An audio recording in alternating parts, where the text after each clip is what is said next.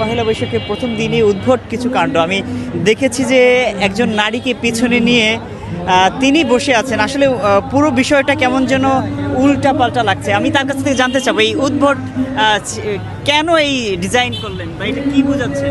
এটা বোঝাচ্ছি এরকম যে যদি ধরেন যে আমরা যারা পুরুষরা তো আমাদের সংসার জীবন আছে, সব কিছুই আছে, কিন্তু আমরা যখন বাইরে কাজ করি অনেক নারী আসলে বুঝতে চায় না যে বাইরে বোধ হয় যে আমরা আসলে আমাদের চেয়ে অনেক বেশি তারা পরিশ্রম করে।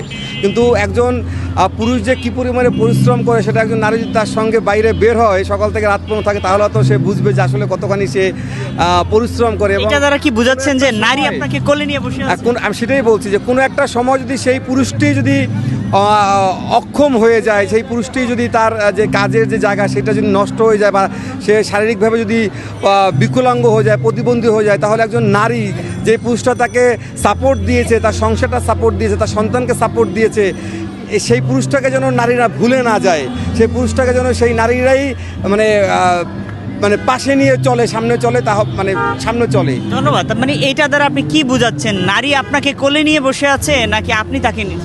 না, নারী কোলে নিয়ে বসেছে বলতে একজন প্রতিবন্ধী বা একজন বিকলাঙ্গ পুরুষ, আসলে এই পুরুষটি সে অচল, একজন অচল পুরুষকে, সে যে অচল ছিল তা না, একজন অচল পুরুষকেই একজন নারী সে ক্যারি করছে, তাকে সাথে নিয়েই সে সামনে আগাচ্ছে এবং তাকে বুঝতে দিচ্ছে না যে তুমি আসলে শেষ না, আমি তোমার পাশে আছি।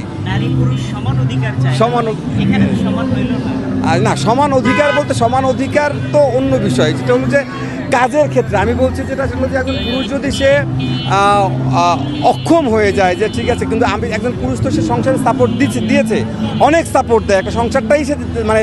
আচ্ছা, এক কথায় আপনি কি বার্তা দিতে চাইলে এক কথায় কি বলবেন? এক কথা যদি বলতে চাই যে আমাদের যে সামনের বাংলাদেশকে সামনে এগিয়ে নিয়ে যেতে হলে নারী এবং পুরুষের দুজনার সমান মেলবন্ধনটা প্রয়োজন, তাহলেই হয়তো যে অবস্থায় থাকুক না কেন মেলবন্ধনটা প্রয়োজন এই বাংলাদেশকে গড়বার জন্য।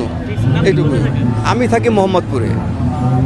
ওকে, ধন্যবাদ। আমরা দেখছিলাম এবং তার এর পিছনের কারণ কি, কেন করেছে, সব বিষয়গুলো আমরা আসলে তুলে ধরার চেষ্টা করছিলাম। দেখছিলেন আপনারা, শুনছিলেন তার কথা, আমি যুক্ত ছিলাম ত্বকী খান।